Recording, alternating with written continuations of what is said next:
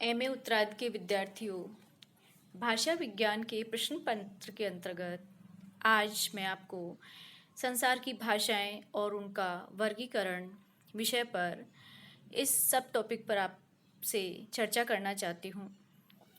भाषाओं का वर्गीकरण किस आधार पर होता है, कैसे किया जाता है, उनकी प्रकृति क्या होती है, उस पर आज हम तनिक विचार करते हैं।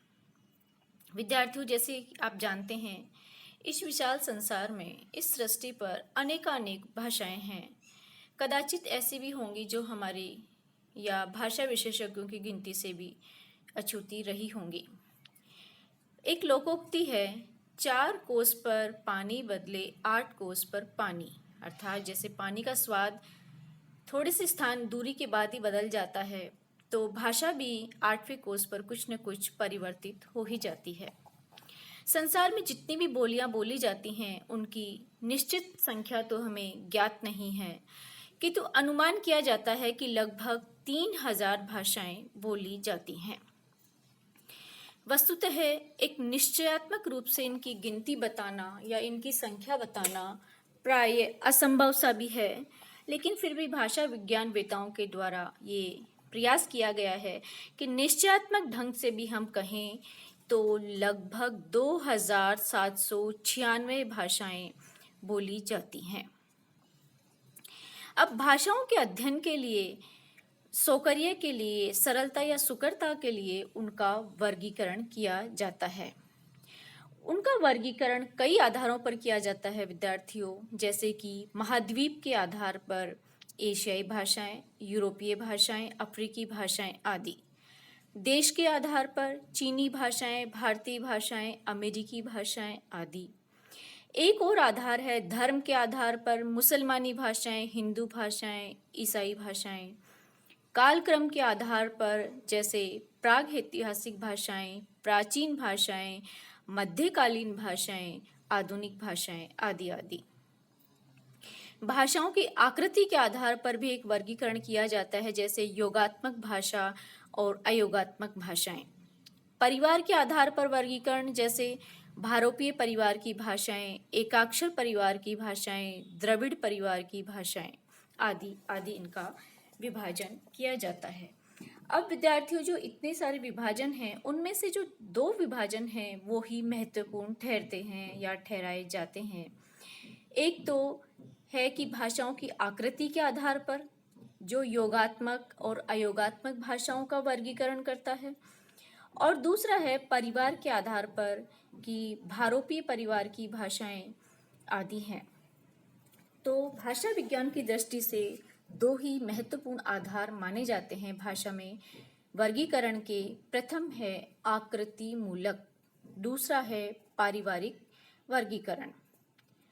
आकृति मूलक वर्गीकरण को विद्यार्थियों रूपात्मक, रचनात्मक या पदात्मक वर्गीकरण भी कहते हैं। आकृति, जैसा कि नाम से स्पष्ट है, रूप, शब्द का रूप, रचना, बनावट आदि। अतः आकृति और रूपात्मक एक दूसरे के पर्याय शब्द हैं। इस विषय को स्पष्ट करने के लिए शब्द और पद की रचना प्रक्रिया का स्पष्टीकरण करना आवश्यक है।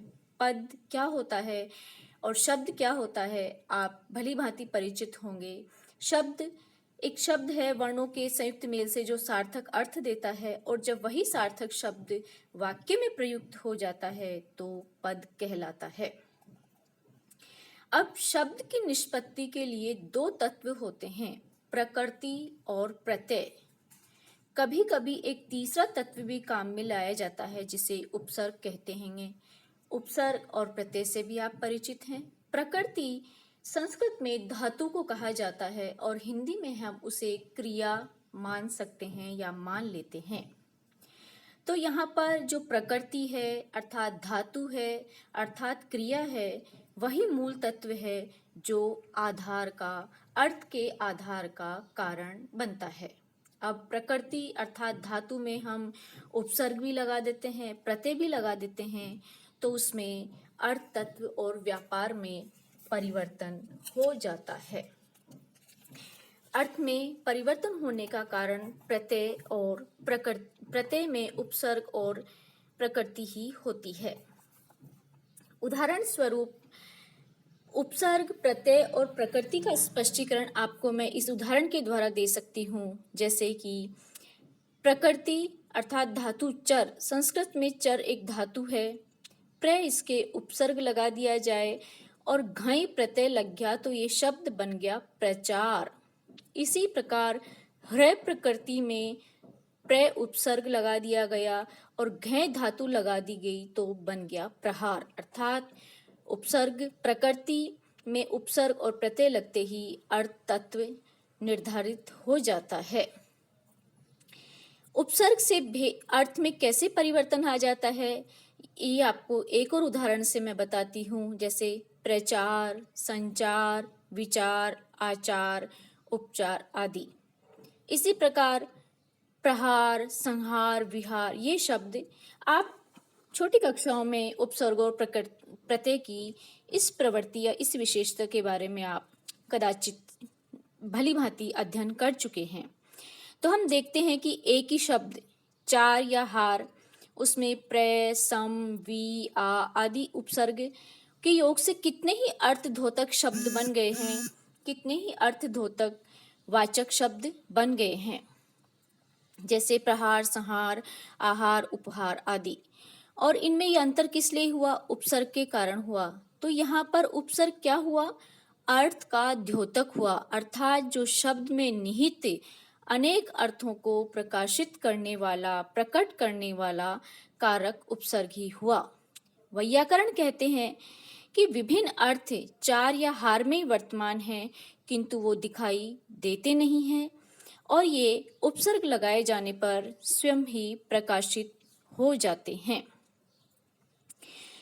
प्रयोग के लिए शब्द की निष्पत्ति पर्याप्त नहीं होती है, अर्थात शब्द बन जाने पर उसमें कुछ न कुछ और जोड़ना पड़ता है, जिसे संस्कृत में विभक्ति कहा जाता है। विभक्ति का अर्थ होता है विभाजन। शब्द में अर्थ का विभाजन हो जाता है, बंटवारा हो जाता है, अर्थात जब ये मालूम हो जाए कि शब्द का कौन सा अर्थ यहाँ पर अभिमत है। उदाहरण के लिए मैं 3 शब्द आपको बताती हूँ, वह, पाठशाला, आना। 3 अलग अलग शब्द हैं, पृथक पृथक शब्द हैं और इनसे कोई अर्थ अभिप्रेत नहीं हो रहा है, कोई अर्थ स्पष्ट नहीं होता है कि वक्ता क्या कहना चाहता है। यहाँ वह शब्द है, उससे लिंग का पता नहीं चलता और वचन का पता नहीं चलता। पाठशाला से भी ये पता नहीं चलता कि वह पाठशाला में है या से है। काल का भी पता नहीं चलता कि वर्तमान काल है, भूतकाल है, भविष्य काल है, एक वचन है, बहुवचन है। अर्थात यहाँ पर इन 3 शब्दों से सुपरिचित होने पर कोई भी अर्थ स्पष्ट नहीं, अर्थात हम वह शब्द से परिचित हैं, पाठशाला से भी और आना, इन तीनों से परिचित हैं, लेकिन फिर भी कोई अर्थ हम इनका अर्थ ग्रहण हम नहीं कर सकते। कारण यह है विद्यार्थियों कि इनमें कोई भी विभक्ति या कारक चिन्ह नहीं लगा है, और जब तक इनमें विभक्ति नहीं लगी है, शब्द में अर्थ का विभाजन नहीं हुआ है, तो अस्पष्टता ही बनी रहती है। और इन 3 शब्दों से अनेक वाक्य बन जाते हैं, जैसे वह पाठशाला से आता है, वह पाठशाला से आती है, वह पाठशाला से आया, वह पाठशाला से आई, वह पाठशाला से आएगा, आता है, आती है आदि आदि अर्थ बन जाते हैं। तो इस तरह का बहुत सारा भ्रम हो जाता है। तो इस तरह इन 3 वाक्यों से अनेकानेक वाक्य बन जाते हैं। अब विद्यार्थियों, हम भाषा के वर्गीकरण की बात कर रहे थे। ये तो हुई उपसर्ग, और उपसर्ग किस तरह से अर्थ निर्धारक होते हैं। हमने बताया कि वर्गीकरण जो है वो 2 महत्वपूर्ण आधार पर किया जाता है, एक तो पारिवारिक आधार पर और दूसरा आकृति के आधार पर। तो पद रचना और वाक्य रचना को आधार बनाकर जो वर्गीकरण किया जाता है, उस वर्गीकरण को आकृति मूलक वर्गीकरण कहते हैं। अर्थात जो पद रचना है वो कैसे की गई, या वाक्य रचना है वो किस प्रकार की गई, कैसी बनावट है, उसके आधार पर वर्गीकरण जो किया गया वो क्या कहलाया? आकृतिमूलक वर्गीकरण कहलाया। अर्थात जिन भाषाओं में पदों या वाक्यों की रचना का ढंग एक जैसा होता है, जिनमें आकृतिमूलक साम्य रहता है, उन्हें एक ही वर्ग में या एक ही श्रेणी में रखा जा सकता है। अर्थात बनावट, किसकी बनावट? पद रचना की और वाक्य रचना की जो बनावट एक सी होती है, उन भाषाओं को आकृतिमूलक, जिनमें समानता होती है, उसको आकृतिमूलक वर्गीकरण में रखते हैं। और जब वर्गीकरण का आधार केवल आकृति साम्य न होकर के अर्थ साम्य भी होता है, तो उन्हें पारिवारिक या ऐतिहासिक वर्गीकरण कहते हैं। अर्थात ये जो दो महत्वपूर्ण वर्गीकरण हैं, आकृति के आधार पर और पारिवारिक के आधार पर, वो इन अर्थ के आधार पर और रचना के आधार पर बनते हैं विद्यार्थियों। तो हम अब कह सकते हैं कि भाषा में दो तत्व माने जाते हैं। एक होता है रचना तत्व, अर्थात शब्द की, पद की या वाक्य की रचना कैसे हुई, कैसे उसकी बनावट हुई। और दूसरा होता है अर्थ तत्व, अर्थात उससे क्या अर्थ निकल करके आ रहा है। जब केवल रचना तत्व के आधार पर वर्गीकरण किया जाता है, तो वो वर्गीकरण आकृतिमूलक वर्गीकरण कहलाता है। और जब इस रचना तत्व में अर्थ तत्व भी शामिल हो जाए, सम्मिलित हो जाए, तो वो वर्गीकरण पारिवारिक वर्गीकरण कहलाता है। तो आपको स्पष्ट हो गया होगा कि ये वर्गीकरण का आधार क्या है। अर्थात आकृतिमूलक में होता है रचना तत्व का आधार और पारिवारिक में रचना तत्व प्लस अर्थ तत्व का आधार।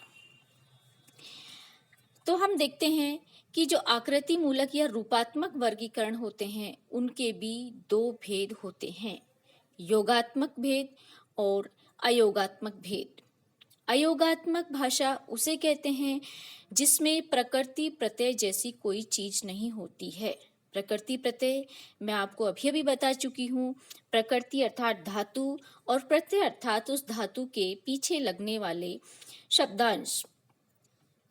तो जब प्रकृति प्रत्यय जैसी कोई चीज ही नहीं होती है, तो शब्दों में कोई अर्थ परिवर्तन भी नहीं होता है। प्रत्येक शब्द की एक स्वतंत्र सत्ता होती है। वाक्य में प्रयुक्त होने पर भी वह सत्ता ज्यों की त्यों ही बनी रहती है। अर्थात जैसे हिंदी संस्कृत में विभक्तियां लगाई जाती हैं, वैसा इन योगात्मक भाषाओं में नहीं होता है। इसलिए इस वर्ग की भाषा में किन्हीं शब्दों का कोई व्याकरणिक विभाजन नहीं होता है। अर्थात संज्ञा, सर्वनाम, विशेषण, क्रिया विशेषण की आदि कोई कोटियां नहीं होती हैं।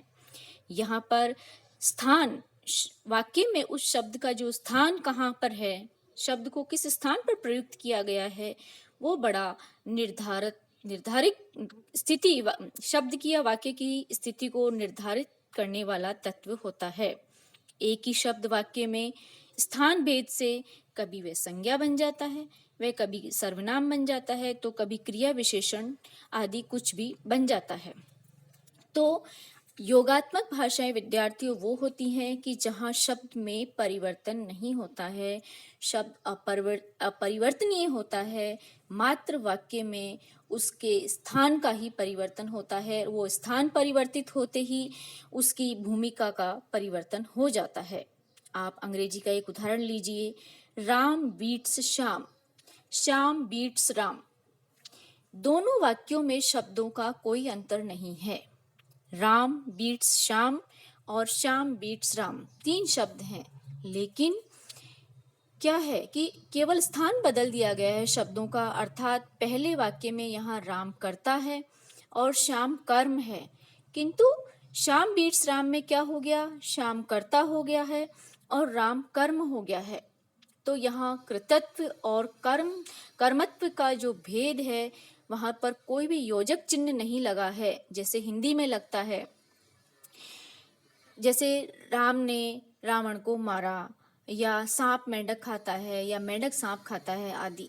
लेकिन इस हिंदी में इनकी स्थितियां बहुत ही स्पष्ट होती हैं। अब यहाँ बात यह है कि कर्ता और कर्म का निर्णय केवल योगात्मक भाषाओं में कर्ता से ही हो पाता है। पहले वाक्य में जैसे सांप मेंढक खाता है में क्या है, सांप कर्ता और मेंढक कर्म है, दूसरे वाक्य में मेंढक कर्ता और सांप कर्म है। संस्कृत में इस संदेह का कोई अवकाश नहीं होता है, क्योंकि जो विभक्तियां होती हैं वो पदों के साथ ही जुड़ी हुई रहती हैं, और पदों को उलट फेर भी कर दें हम, पदों को इधर से उधर भी कर दिया जाए तो उनके अर्थ में कोई परिवर्तन नहीं आता है। उदाहरण देखिए, सर्पः दर्दुर खादती है। इस वाक्य को हम चाहे जैसे भी लिखें अर्थ एक ही रहेगा, क्योंकि यहाँ पर विभक्तियां जुड़ी हुई है। दर्दुर दर्दुर है, सर्पः खादती, खादती दर्दुर है, सर्प सर्प खादती दर्दुरम। अर्थात स्थान भेद हो जाने से भी पद के व्यापार में, पद की स्थिति में और अर्थ में कोई भेद नहीं होता है। अर्थात कर्ता कहीं भी रहकर कर्ता ही रहता है और कर्म कहीं भी रहकर कर्म ही होता है। लेकिन जो अयोगात्मक भाषाएं होती हैं उनमें ऐसी स्थिति नहीं होती है।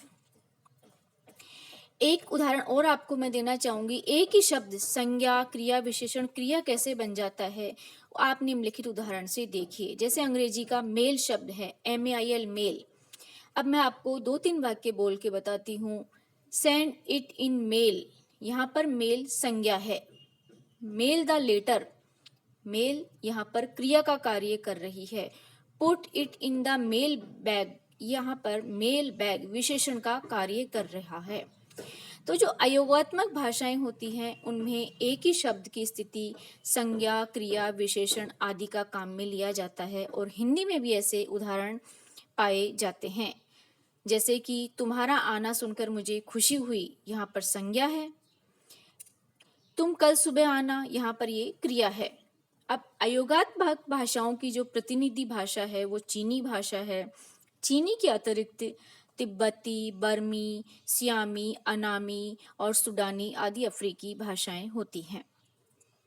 अयोगात्मक भाषाओं की मैं आपको किंचित कुछ विशेषताओं के बारे में बताती हूँ कि इनकी क्या विशेषताएं हो सकती हैं। जैसे अयोगात्मक भाषाओं का कोई भी व्याकरण नहीं होता है।